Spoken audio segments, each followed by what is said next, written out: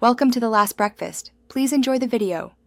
In this video, I will compare protein foods vs protein powder full comparison. Follow along as we break down nutrition, cost, digestion, and practicality, so you can choose what fits your routine and goals. And I will give clear examples and simple swaps to make adjustments easy and actionable for busy days.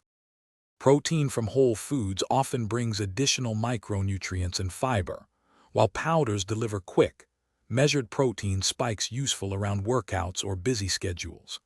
I explain how absorption, amino acid balance, and meal timing influence muscle support, satiety, and overall health, so you can apply the best choice to your meals and training without overcomplicating your plan.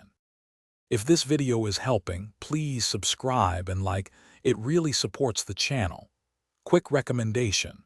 I love these leak-proof containers for meal prep. They keep protein meals tidy and portable.